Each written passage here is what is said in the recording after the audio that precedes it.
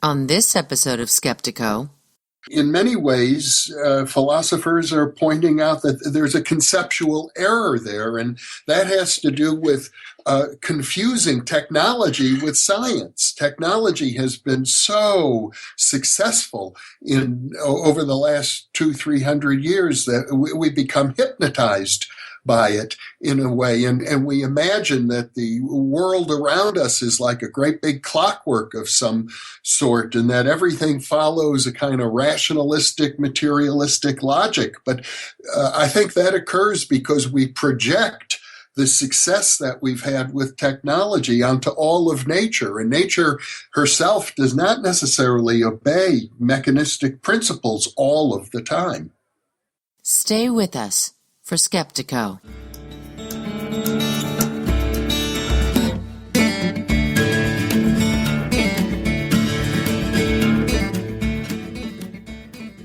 Welcome to Skeptiko, where we explore controversial science and spirituality with leading researchers, thinkers, and their critics. I'm your host, Alex Sakaris, and on this episode, Dr. Jeffrey Mishlove joins me. He was actually a guest like 10 years ago, which we talk a little bit about on the show, which is pretty amazing. And if you don't know anything about him, he's really, really an interesting guy. He has kind of seen it all, done it all when it comes to parapsychology, and has been involved with parapsychology education and public communication about it for a long, long time. And his show, Thinking Aloud, which was originally on PBS, and his new show, New Thinking Aloud, are just mainstays for this kind of information. But the other thing I want to talk to him about is this book that he wrote a long time ago called PK Man. And it's about his encounters with this guy, Ted Owens. And we talk a little bit about it in the interview, so I don't have to repeat it.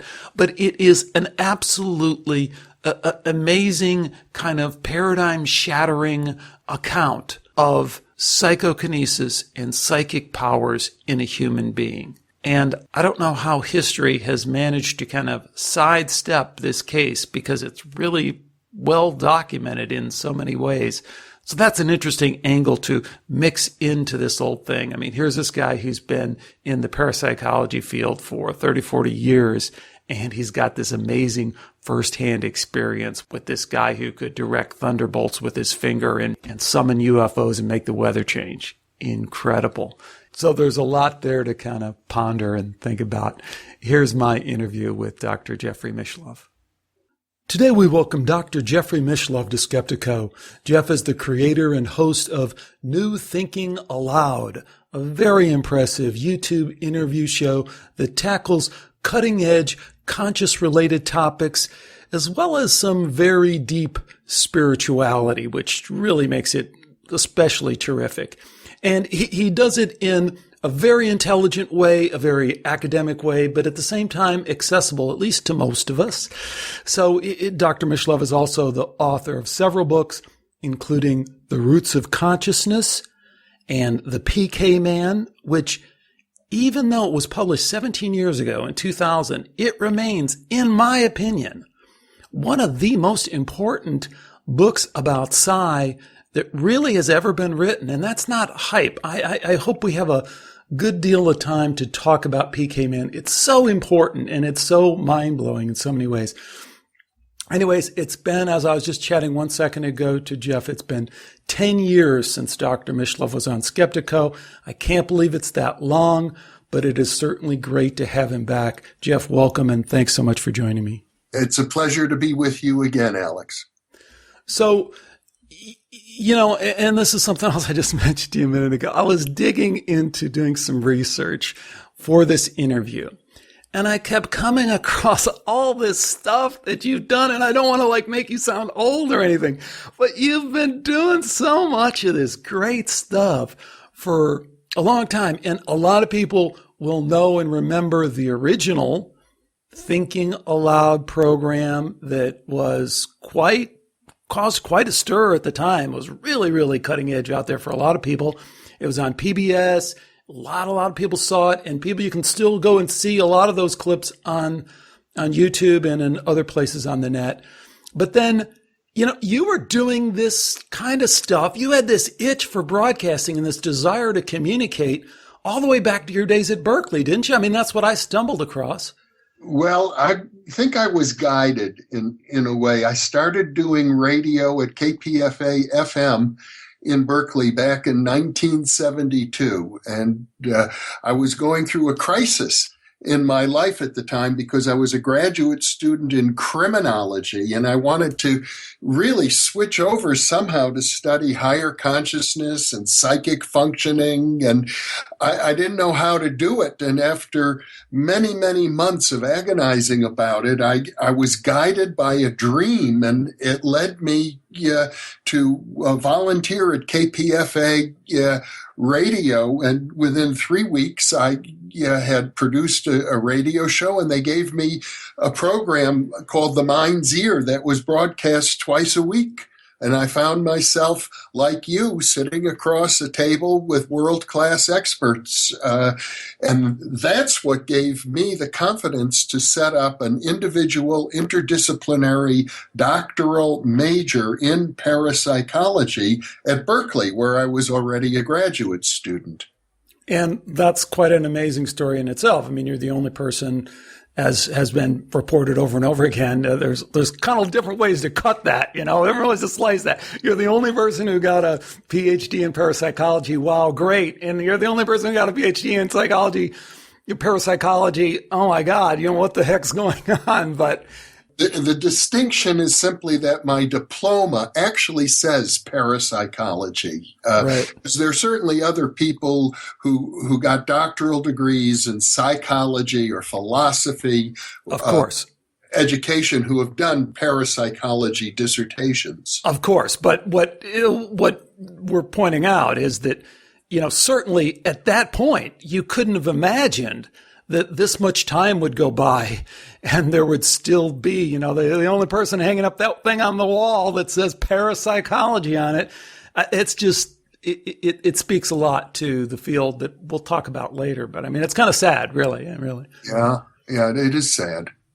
So, but let's switch gears for a minute, because so great. You start out with Berkeley, but this does pop up again and again. You are a communicator about this stuff, and that seems to be always in your, you've drifted away from it a little bit, and you were kind of forced because the way the academic system looks on these topics, it didn't exactly provide a real easy path for you to go down and get a professorship or, have that kind of life. That just wasn't an opportunity for you, but you kept coming back to this communication stuff. Oh, just tell, I guess you hinted at that. I mean, it's always been in you. I mean, has it always been your vision? Well, I can tell you this. Back in 1986, I took a training program offered by Ted Owens, the man about whom the book, The PK Man, was written. And he was a master of psychokinesis. And he asked me, what do you want to do with this ability? He was a guy who could conjure up hurricanes and make UFOs manifest and wild shamanistic things of that sort. And I thought about it, and I said, what I really want to do is to become a communicator between the esoteric world of psychic phenomena and the mainstream population. And it was within a few months of taking that training that I launched the original Thinking Aloud television series. And I've been at it. There was a 10-year gap in there somewhere, but I've been at it mostly ever since then. I read that anecdote. That is so cool. I mean, because we're going to talk more about Ted Owens later, but it's cool to think about what could have been the otherworldly influence that drove that, but then we can just kind of leave that aside and say, someone goes and says, Jeff, in your heart of hearts, what do you really want to help in doing and bringing forth in your life? And that's your thing. That's kind of cool, isn't it? Yeah. Yeah, it's been a great life as far as I'm concerned. There have been all kinds of obstacles thrown in my path, but I wouldn't change it at all. Okay. So, hey, before we get too far off track, let's talk a little bit about the new show, New Thinking Aloud. People have found it on YouTube. It looks great, has super great production quality, which you do a really nice job of. It's not like a Skype thing. Nothing wrong with Skype. We're talking on Skype right now, but it's more of a studio looking thing and, great audio and all that stuff. But to tell us in the New Thinking Aloud, because as you said, there's that 10-year gap. Now you have a new show. Is there a new focus? I don't know. It's great. It's great stuff. What's changed? Well, in the original Thinking Aloud series, we covered philosophy, psychology, health, science, and spirituality.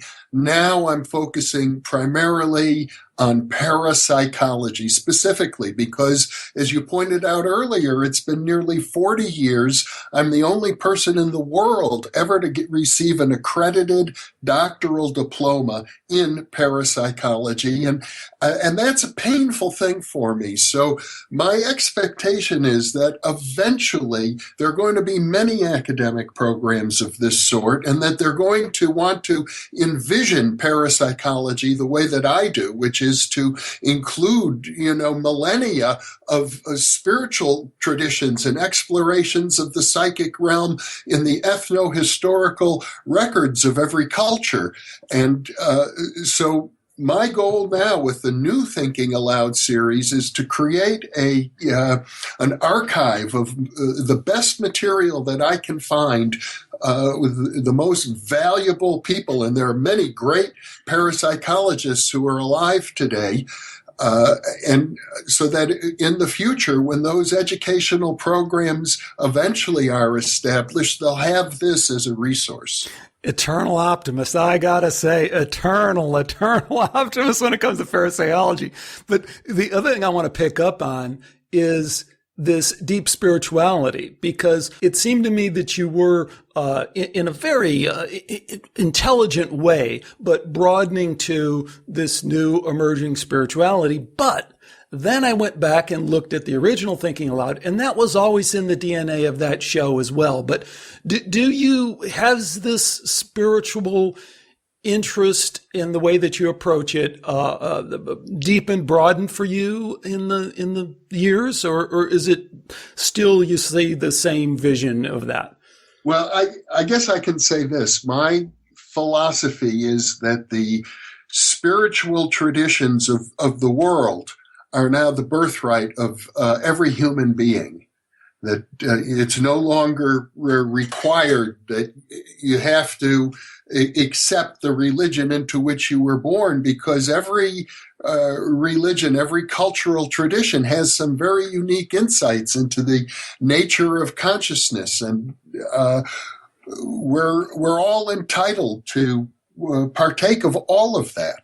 Yeah, but what I like is you don't just explore it from that angle, because that sounds like kind of this religious equality kind of thing. I mean, you dig deep and try and bring science to it as well. I mean, many of your guests have done that, right? I think the name's going to escape me now, but who's the most recent guy you had on who was talking about the after-death Betty?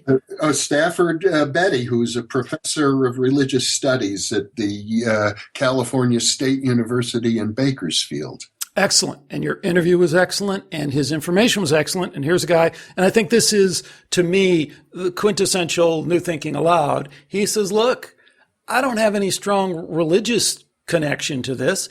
I just have, and as a matter of fact, I see religion kind of in slightly less favorable light based on my research. I just wanted to look at issues that typically are included or exclusively the category of religion. That is, how do people encounter God in the afterlife, or how do they encounter whatever that is, afterlife? And I approached it from this mediumistic kind of but very scientific and stuff like that. I mean, that to me seems to be really your sweet spot in New Thinking Aloud.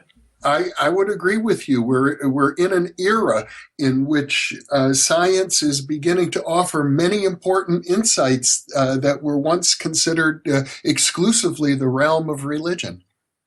If I can, I want to switch back to talk about parapsychology, because it interests me. I think the deep spirituality is the most important, and I think the consciousness and the parapsychology stuff is a distant second. But it's interesting, when I asked you, you kind of put it the other way around, which is cool. I mean, that's where you're coming from, and I like that. But I went and listened to the interview we did 10 years ago. Mm-hmm. And I guess there's a little bit of kind of I told you so in here for me.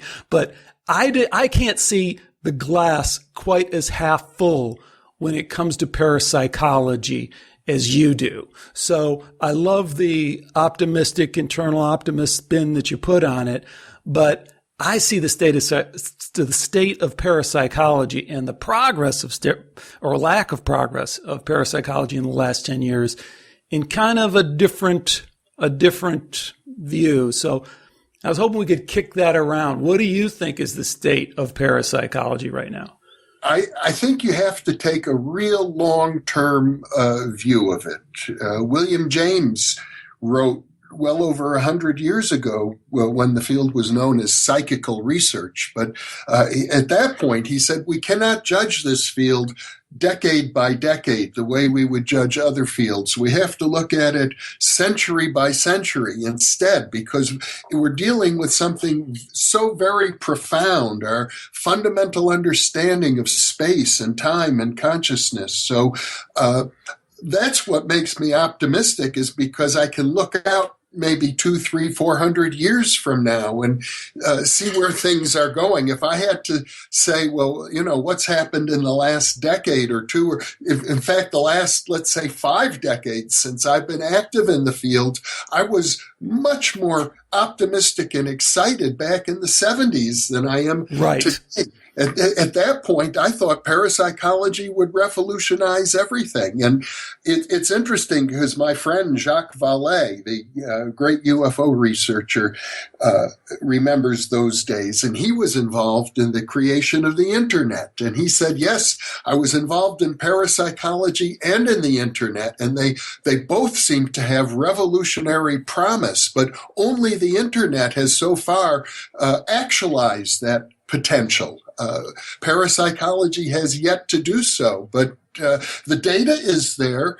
The research is actually very good. There are significant practical applications that have been developed. It's just that there's enormous social resistance, and that's going to take a long, long time to wear away. Okay, and maybe we'll explore that in a minute, and what are the driving forces behind that resistance, both socially and within academia and science in general. But just to be clear, I pulled out some quotes just to kind of establish where we're at.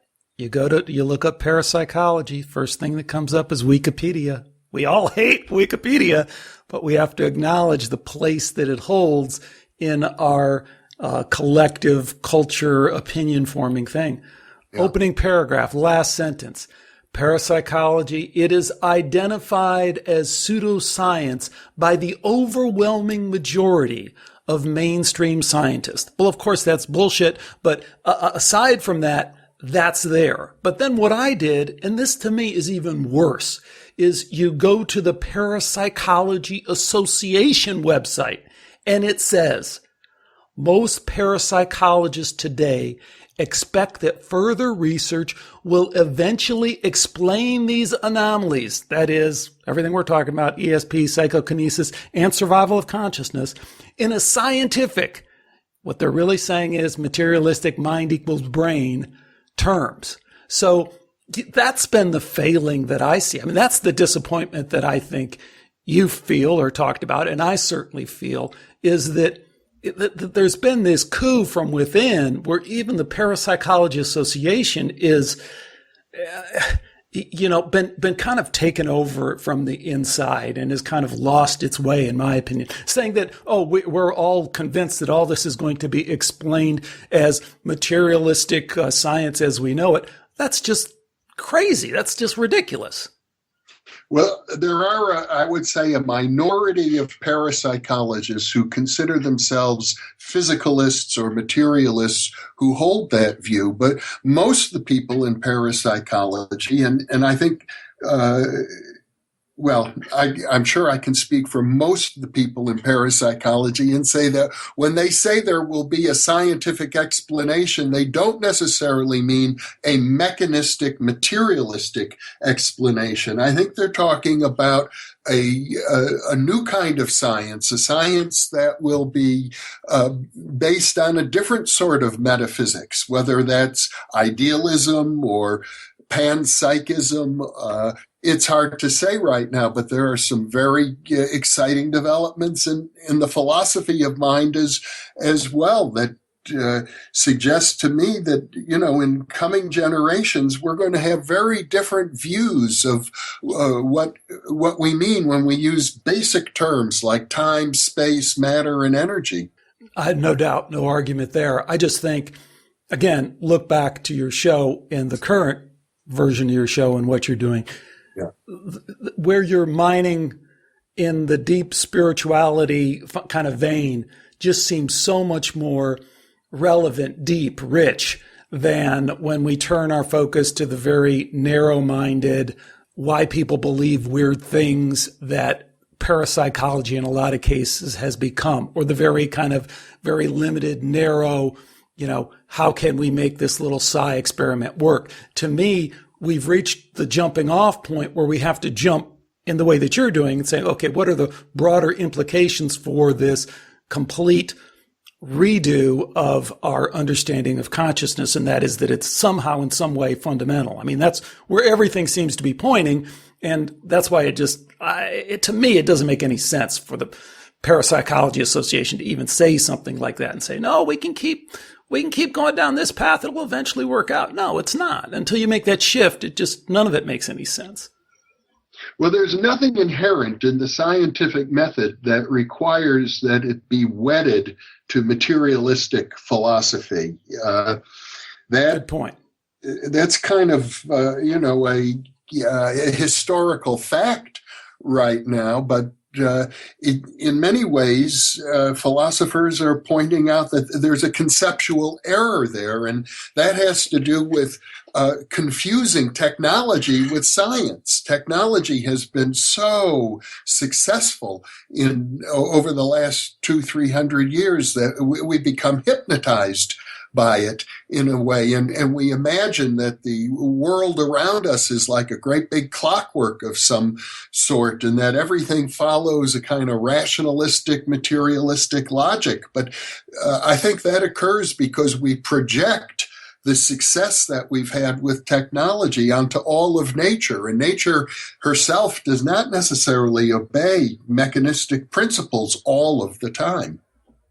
I always say this, the shut up and calculate thing, that they reached in quantum physics, which is like, oh my God, here all these discoveries seem to be completely contradicting our understanding of consciousness. Consciousness is fundamental. And then somebody comes in and says, okay, but shut up and calculate. Let's figure out how we can take it, which we've done. I mean, quantum physics is the heart of the computer is cellular information explosion that we've had, but it doesn't remove the fact that we just kind of bypass the deeper philosophical questions that quantum physics was struggling with 100 years ago. So I think a lot of people, exactly what you're saying about technology, they don't realize that, it's not an either or thing. I mean, you can ignore the philosophical questions and still go on with your life, but the philosophical questions and the philosophy of science questions are still there, even if you ignore them. What do you think about that? Well, Alex, I think it's useful to appreciate that humanity itself is really just in its infancy. We think of ourselves as being so advanced because we have all of this technology, but really the earliest human civilizations are only maybe 10,000 years old. And in the larger scheme of things, that's virtually nothing. I can envision a day when humans will look back and they'll have a history that will extend for perhaps 1 million years, like other species have. And so we have a lot of evolution ahead of us as a culture. Interesting. Yeah, that's an interesting point. Let me ask one more question in that vein. I've, for whatever reason, kind of gone out of my way to talk to some of those people on the, I'm going to call it radical fringe because I think it's radical fringe on the other side, but like Caroline Watt, Richard Wiseman, the people that some people consider skeptics, but are really the mainstream science types. Have you talked to those people, and what do you think about engaging with those kind of people? Caroline Watt, just for people who don't know, was the head of the parapsychology unit at University of Edinburgh, which is probably one of the most consistently funded and continuing programs in parapsychology, although they've completely undermined that and turned it into both investigating psi, but also investigating pseudo-psi, and they kind of mix that in. But I interviewed her because she wrote this paper, There's Nothing Paranormal About Near-Death Experiences, How Neuroscience Can Explain Seeing Bright Lights, Meeting the Dead, or Being Convinced You Are One of Them, which is just a disaster of a paper. We totally deconstructed it. They're misquotes. The people she used are totally inappropriate. And then she wraps it up by saying, when I really pushed her, she goes, hey, it was just intended to be a provocative piece. I wasn't claiming it to be balanced. I mean, this to me is what we're getting from the other side. Do you engage in that dialogue, or do you choose to kind of take the high road and go the other way? Or what do you think about that? Well, I do engage in it, but minimally so. There are a number of people in academia who are politically astute, and they realize that they're going to have more opportunities for career promotion and for grants and so on if they take that skeptical tactic. And I think it's a very short-term strategy. I think it does more damage than good in the long run. And I personally have never chosen to go that route. But I can name a handful of people for whom that's been a successful path to career advancement.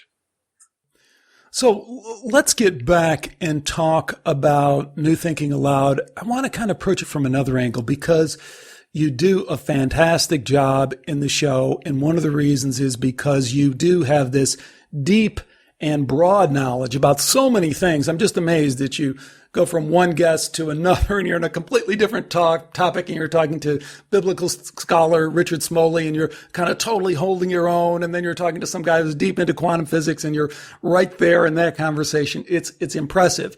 But one thing I'm always left with is wanting to know a little bit more about what you really think about some of these controversial topics. So if you'll indulge me, I'm going to kind of ask you, one by one. I mean, take an easy one like ESP. Where do you come down on that? Obviously, you think there's a reality to it. What are the limits to it? What do you think are the key research questions that are unanswered at this point that might be answered in the next 10 years? Well, the evidence for ESP is overwhelming, and it has been overwhelming for more than a century. As far as I'm concerned, the real exciting frontier for me is the practical applications of ESP in areas like medical diagnosis, archaeology, financial forecasting, and military applications and criminology applications. And more interesting data is accumulating in those areas all of the time. So I'm pretty confident that the day will come. I can't tell you whether it'll be in 50 years or in 500 years, but the day will come when these kinds of applications are going to revolutionize our society completely. Interesting. Anything else in the psi area? Precognition, psychokinesis, which we're going to talk about when we talk about PK Man, but any of those other things where you see something popping on the horizon? Well, I do all of them. But when you say something popping, it may take 1,000 years or 5,000 years. I don't know how strong the resistance is, because we're looking at some of the most fundamental barriers that we have as biological creatures for self-protection and for maintaining our individual egoistic sense of identity. And the phenomenon such as extrasensory perception and psychokinesis implies such a vastly different worldview that the forces of resistance, those social forces are very strong, as you know, and are likely to persist for a long, long time. I wish I could say, if it were just the data, if it were just the science, parapsychology would have been widely accepted long, long, long ago. At this point in time, I'm sure many of your listeners realize that since 1969, the American Association for the Advancement of Science has had a formal relationship with the Parapsychology Association, and that's in recognition of the fact that parapsychologists are doing valid science. Yeah, just don't tell Wikipedia about that. We got to keep that under wraps. But okay, so one area where there has been significant progress, and definitely in the last 20 years, especially in the last 10 years, and you talk about this on your show as well, but on survival of consciousness and after-death communication, what do you make of the considerable near-death experience science that's kind of come forward and kind of done an end run on that whole skeptical debate, because they've really reached the general public and the public consciousness in a way that I don't think anyone really saw that coming either. Mm-hmm. Yeah, the work in near-death experience is very important. There's an international association for near-death studies. But what do you think about that? What do you think about that research? Well, that's one line of research. There are about a dozen different lines of research, all pointing toward the existence of an afterlife, of survival of consciousness after death. There are probably a dozen different lines of research there. Sure, but let's get down. So near-death experience research versus the reincarnation research primarily done at UVA with Jim Tucker and formerly Ian Stevenson. Compare, contrast. I mean, really, this is what I'm saying. This is the kind of stuff I'd like to hear you say rather than just kind of the party line now that, for the general public, there's all these different things. I mean, how do you compare those? How do you stack those up? How do you look at those? Well, the database for both of them is roughly equivalent. We've got thousands of case studies. We have strong evidence, I would say, that something akin to reincarnation actually occurs. I think there's a lot of confusion about it in the popular mind because of psychic readers and past life regression therapists. People often confuse, their wishful thinking and their fantasies with actual reincarnation, but the data is very strong. And then you have to ask yourself, well, if we reincarnate and if we also survive death, those are two windows into what an afterlife might look like. I think that we can form a composite picture of the afterlife by looking at all these lines of evidence as a whole. And that's why I like to talk about them all. I think they all have their weaknesses, and yet if you look at the overwhelming body of evidence, they're all incredibly strong. And while some skeptics like to dismiss it all as some sort of cognitive errors or wishful thinking, anyone who takes a close look at the data will realize that the people who are doing research in this area are light years ahead of their critics. What do you think of the birthmark thing that Jim Tucker, and I think Jim Tucker's really maybe at the tail end of Ian Stevenson's career, where the traumatic death event is statistically correlated with a strange birthmark? Did you ever get into that? Did you find that evidence compelling? Well, and Ian Stevenson wrote a whole book about it called The Biological Basis of Reincarnation. It's fascinating where if let's say a person dies a violent death, most of the reincarnation cases involve a violent death in the previous life. Somehow that's related to people having retained the memories of the previous life. But often there's a young child who has memories, is born with a birthmark that corresponds to the death wound from the previous lifetime. Right. So they're off interviewing this kid in Sri Lanka who's never been outside of his village, and he leads them to a village 100 miles away where he says, "This is where I'm born." And they interview all the people, and all the people go, "Yeah, there was this guy. It's exactly as he's describing." And then they go, "But he was hit by this, he was stabbed and killed." And lo and behold, the kid has a birthmark in the same spot, right? I mean, it's just crazy. Well, it suggests a lot of things from a scientific point of view, that there's some sort of an organizing matrix that carries this information from one lifetime to another. This is very important data. But where it really gets fascinating is in cases where it's not a death wound, but in some cultures, people will actually mark the body of the deceased person, let's say with charcoal. And then a young child will be born with the memories of that deceased person, and they will have a birthmark corresponding to where the body of the previous individual had been marked. Fascinating. Wow, I didn't know that part of it. That's great. That's really cool. So, these kinds of phenomenon, it's easy for skeptics to dismiss it because they're so bizarre and they defy rationalistic explanations. So I think many people who are in the scientific community would like to believe that we live in a rational world. That's the phrase that they use. And if things don't comport with their idea of how a rational world should operate, well, they simply dismiss it and say it's not worthy of my consideration.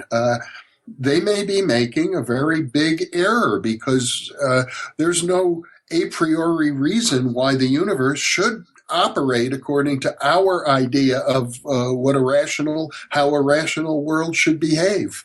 Yeah, awesome. Perfectly said, and that kind of leads me into the next thing, because one of the things I appreciate that you do is you don't set the boundaries, at least you don't set them in the normal place that people do, because the next thing you go into, you're not afraid to explore the UFO phenomena, the alien contact phenomenon, demonic possession in the occult. I mean, I just don't know how anyone can exclude those, or at least put them on the table, but you certainly don't. So what is your best understanding of what's going on when we talk about UFOs and alien contact? I think a good starting point for a discussion of these things would be F.W.H. Myers' classic book published in 1902 called Human Personality and Its Survival After Death. And what Myers did is he collected hundreds and hundreds of case studies that had accumulated in the offices of the Society for Psychical Research in London, which was founded in 1882. So he had about 20 years worth of data there. And he put it all together in a spectrum. And what he showed is that you can go to the most extreme cases pointing to survival after death and show that they are part of a spectrum that includes normal human consciousness, that just as we have the electromagnetic spectrum, everything from normal light and radio waves and cosmic rays all on the same spectrum, we have a wide range of phenomena associated with consciousness, including reincarnation, UFOs, demonic possession, and our normal everyday waking consciousness, which is just as much a mystery as everything else. Great point. I always like when one of my pet peeves is the hard problem of consciousness. And I always want to say, what's the easy problem of consciousness? Let's kind of, but on the UFO thing, I want to drill into that a little bit more because, as you know, in the UFO community, they've suddenly got religion about consciousness, but the way they bring it forward is kind of not always fleshed out completely. So let's nail that down.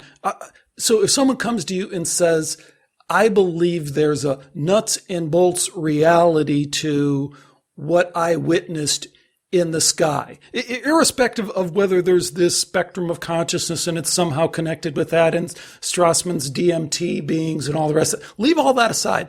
Somebody comes and says, hey, there was a nuts and bolts reality to that thing that was flying in the sky. How do you feel about that? Well, I'm inclined to think that there are dozens of different phenomena that all get lumped together under the rubric of UFOs. And I can't rule out the idea of nuts and bolts machines. But there's some severe problems with that interpretation. For example, some of these craft have been known to they're even tracked on radar sometimes, traveling at thousands of miles an hour and then making a right angle turn instantly. And the normal laws of material science would suggest that if it were a nuts and bolts aircraft, it would have fallen apart at that time. It couldn't stand the stress of that much a change in physical momentum.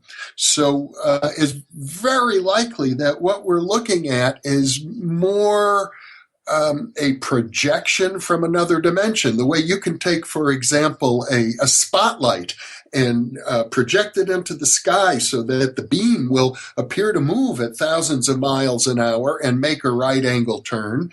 That can be done. So it suggests that these things are never quite what they seem to be.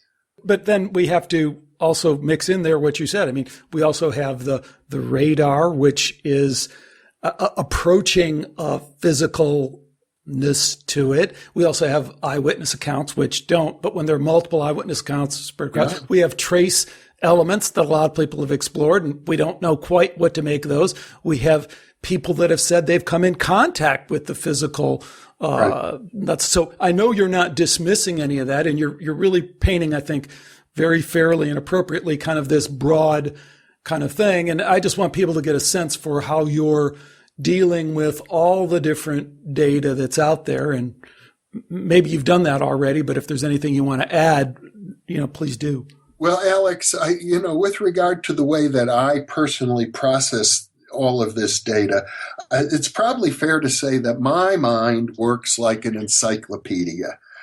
In fact, my first book, The Roots of Consciousness, was called an encyclopedia of consciousness studies. And so I'm willing to kind of take it all in and try and organize it and categorize it, maybe the way a librarian would work with the Dewey Decimal System, that each and every perspective should have its own little niche. I don't think that we're at a point in history now where we are yet ready to have an overarching theory that can explain everything. We're still in the data collection phase. Great. Well, that's awesome. So one other thing I brought up and I want to swing back to is demonic possession. That just throws a lot of people for a complete loop. The way you approach it in the spirit that you've shared already in this show, and people will get this when they watch New Thinking Aloud, is, hey, that's just another phenomenon that has to be looked at and examined. But, what particularly are your thoughts on demonic possession, malevolent spirits, the spirit world, the hierarchy of consciousness, whatever, what that topology is, as best you understand it at this point? Any thoughts? Well, the very term demonic, the way you're using it, has sort of theological, religious components. And I think it's useful to remind our viewers that in the history of religions on this planet, what you see are many gods overthrowing others. Many pantheons, the Greek Olympian gods overthrew the Greek Titans, and so the Titans were labeled as demonic. And often when a new religion comes about, the deities of the previous religion are given that demonic label, and then sometimes it's reversed.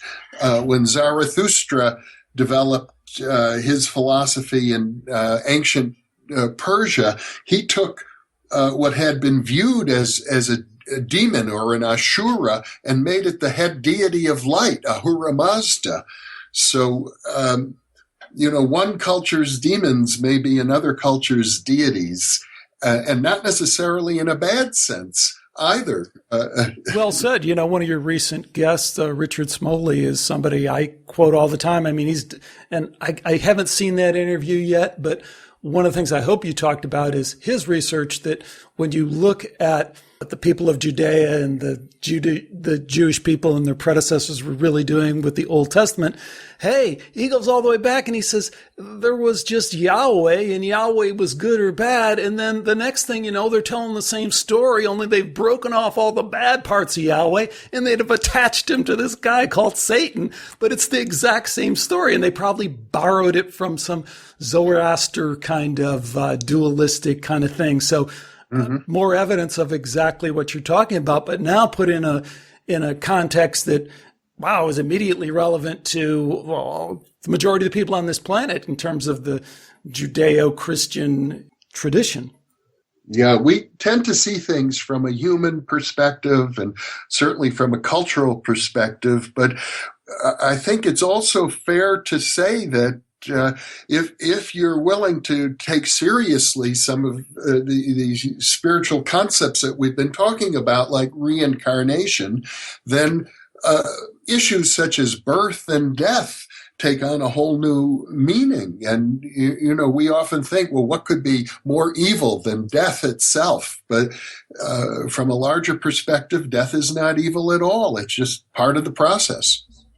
Let's talk about evil, though, because one of the fundamental questions for me is the question of the God question, to put it in very simple terms.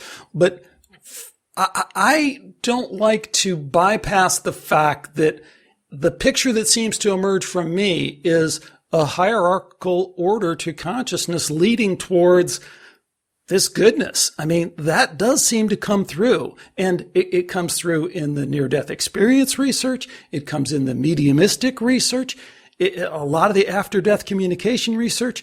Not that there isn't darkness and the rest of that, but that the ascension is towards good. And I think that I'm coming at that from a completely non-religious standpoint. That just seems to be my read of the data. What do you make of that? Well, it's deeply embedded in our culture. The very word God is related to the word good.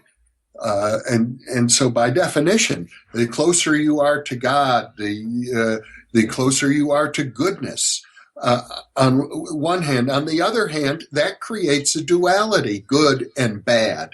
And many of these great spiritual traditions, such as Advaita, meaning non-duality, say that all dualities are artificial, that good and bad, right and wrong, up and down, east and west, inside and outside are all part of a whole. They're all part of the oneness of everything itself, or if you're a Buddhist, you might say the nothingness of everything itself. That you can't have goodness without it's the opposite. They sort of create each other, just as the universe itself. You might say, how do we get a universe out of nothing? Well, you might say mathematically, you can take zero, and zero equals -1 plus +1.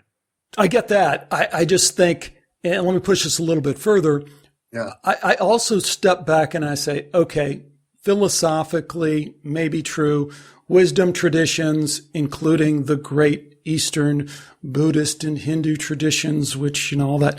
Okay. But the data that seems to be coming through, like we said, the 2,000 plus cases of near-death experience that have been analyzed in a scientific way. The mediumistic research seems to be pointing pretty distinctly towards this hierarchy of consciousness, towards this development of the soul thing, a moral imperative towards doing good.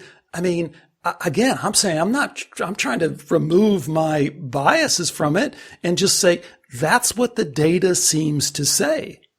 Well, they're both true. That, it's we often assume a kind of Aristotelian logic where if you can't have duality and non-duality both being true, but that's just a logical premise that we assume. Well, I don't see why at one level what you're saying is perfectly true, that morality and goodness are an essential part of the spiritual path, and anybody who chooses to ignore them does so at their peril. And yet there is a larger cosmic game going on at the same time in which good and evil are, it's like watching a movie. One actor plays the villain and one actor plays the hero, but at the end of the day, it's just an interesting story. And both actors are human beings just like us. So it doesn't have to be one or the other. It can be both and. Great. I'll tell you what, in the time we have left, I promised myself and I guess our listeners at the beginning that I really want to talk about PK Man. I mean, how this didn't get you the most distinguished chair at some university or $1 million book deal. I don't know. Or started some religious cult. I don't know. But it obviously it didn't. And yet the story is just too amazing to not repeat and retell. So for people who don't know the Ted Owens story and your amazing many-year encounter with this, would you mind giving folks a synopsis of what that whole thing was about? Well, yeah, I met Ted Owens through Hal Puthoff and Russell Targ at SRI International back in 1976 when they were doing their early work in remote viewing and working with Uri Geller and getting funding from the CIA. They were getting a lot of publicity, and Ted Owens learned about it, and he was sending them all of these letters saying things like, "You're wasting your time with Uri Geller because I'm the world's greatest psychic." And to prove it, he said, I'm going to do a demonstration for you. And there was a drought going on in California in 1976, very serious drought. And he said, I'm going to end this drought, and you'll know in a few days because there'll be rain and sleet and hail. There'll be UFO sightings, which are part of my signature of my demonstrations, and power blackouts, and a local newspaper will publish that the drought is over. Well, all of that happened in like 3 days' time. And so Russell Targ sent a little note back to Ted Owens saying, "Congratulations, that was a really good prediction." And Ted Owens wrote back to him and said, "That was no prediction, I caused it." And at that point, Puthoff and Targ realized that this was more than they could deal with, that they were already... I think it's more than any of us can still deal with. But well, that's part of the problem. These phenomena are so bizarre, so unbelievable, so threatening to many of our preconceptions about how the world should work that even very, very open-minded researchers like Puthoff and Targ were eager to get it off of their plate. So when I visited their laboratory, nothing would have pleased them more than, "Jeffrey, please take these files off of our hands." And we should add to this, because it's a cool part of the story, and it fills in the picture of the kind of social pressures that existed back then. We know they still exist today. But one of the things you point out is the Uri Geller thing was kind of cutting both ways for them. I mean, it was getting everyone excited, but it was also drawing them a lot of heat. And they were like, we don't need more of that.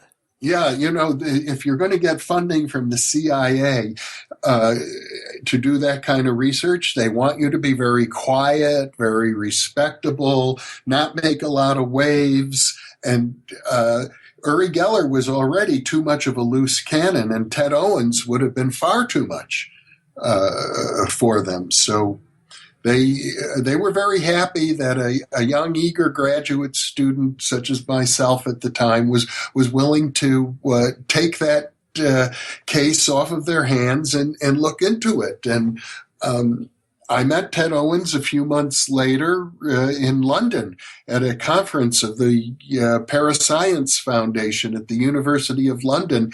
They were having a drought, and a little news article about what had happened in California had been published in Psychic Magazine, which was an interesting publication back in that era.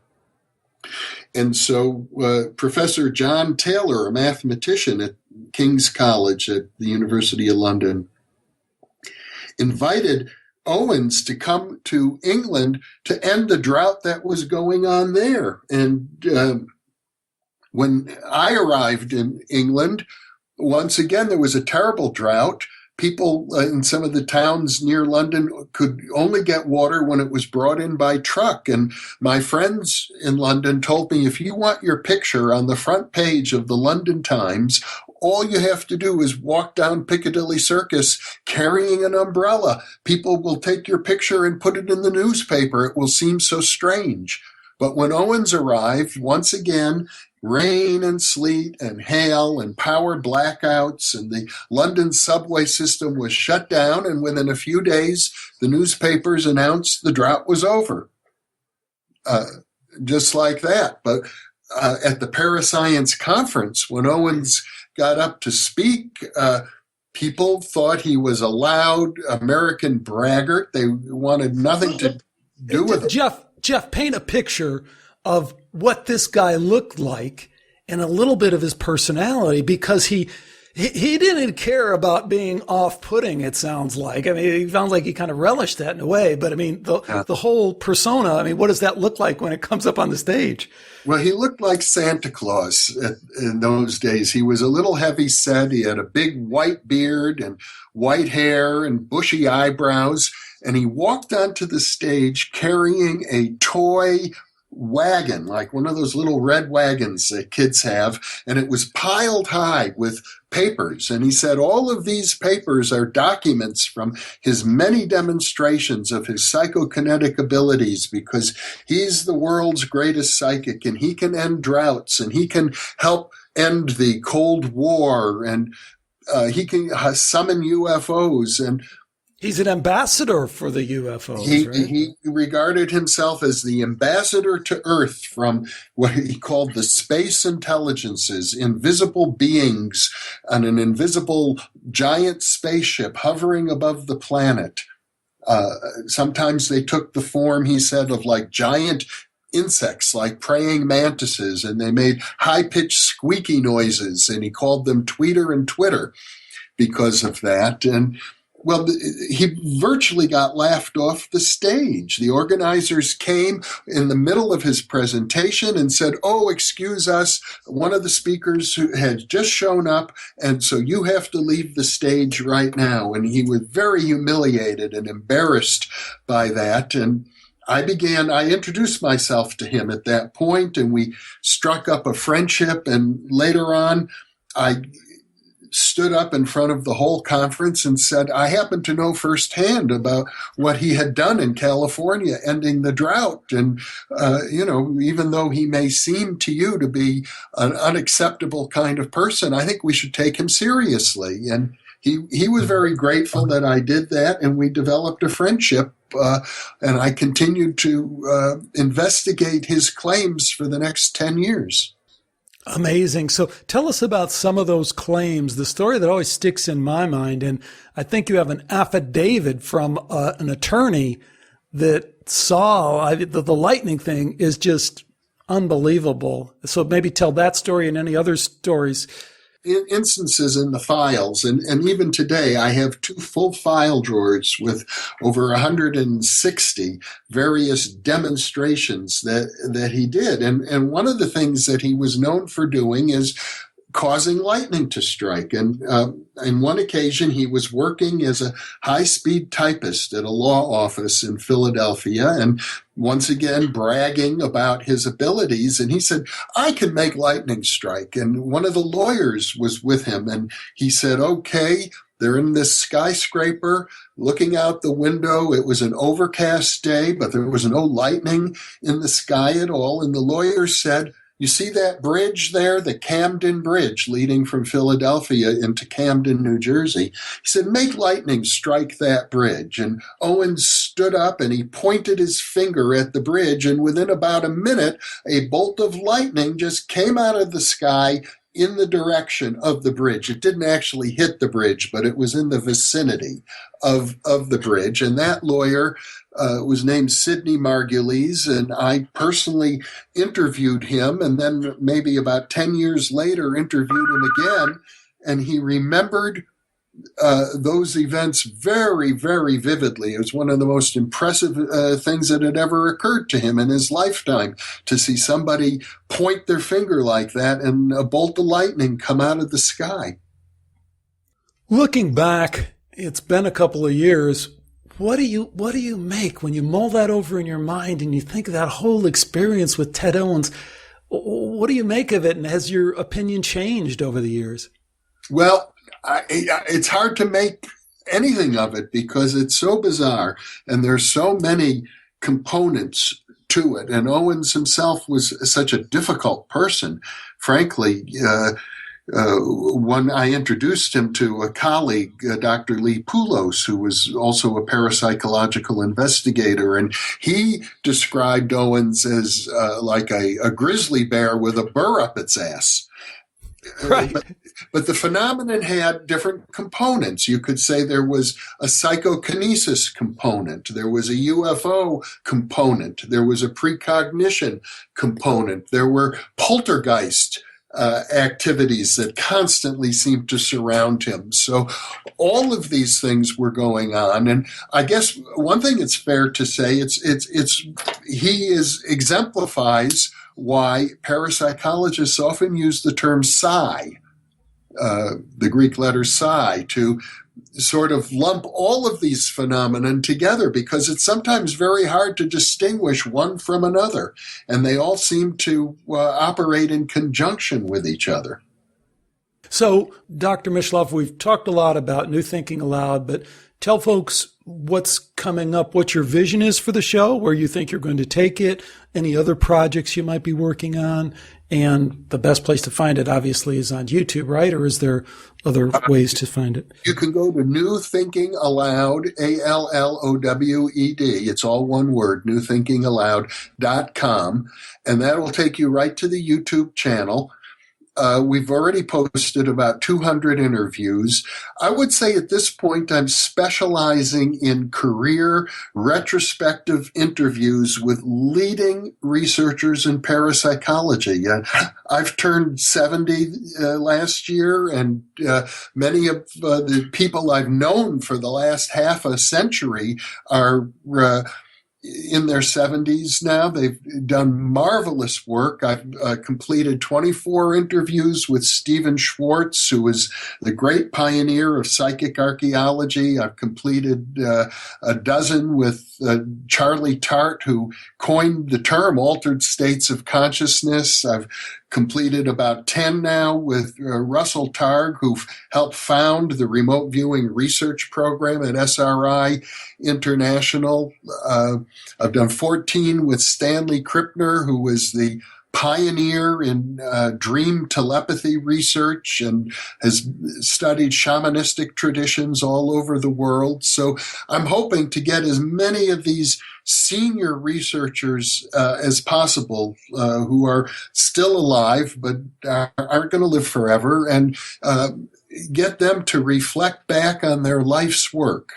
So that's the main thrust of what I'm doing at this point. It's absolutely fabulous, and it's important work. And I think it will, as your original kind of vision for it, endure. My pleasure, Alex. Thanks again to Dr. Jeffrey Mishlove for joining me today on Skeptiko. You know, the question I tee up from this interview, because I just can't get past it, is what do you make of the Ted Owens case? What do you make of the PK man? And it seems to me that that's something that either needs to be just broadly debunked. I mean, either the whole thing is just completely contrived and made up, or it completely shatters our understanding of reality. I know that's kind of a big statement, but it's true. Which brings up another point. I guess, I don't know if it's in a question form or not, but it's like, you know, when you talk to Jeff, you kind of get this sense of a guy who's seen it all, done it all to a certain extent, at least in the people he's talked to. And he's very measured and careful about what he says, because he's like saying, dude, if you've been with Ted Owens and you've seen him direct lightning bolts with his finger and summon UFOs, well then all the rest of this stuff has to fit in a world that's dramatically different than what we imagine it to be on a day-to-day basis. Now that's my read of it. He never says anything like that, but that's what I'm taking out of this. So how about you? What are your thoughts on that? Let me know. Of course, you can do that through the Skeptiko forum or through the Skeptiko website, or send me an email, whatever you like. The website is, of course, skeptiko.com. If you like this interview, I have 350 more of them you can go and listen to, and I hope you do. They're all there, available for free. And I have some more ones coming up. Good ones, I think. It just keeps rolling on. I keep saying I want to do it every other week, and I wind up doing it every week because I love it. But do check it out. Do stay in touch. Take care. Bye for now.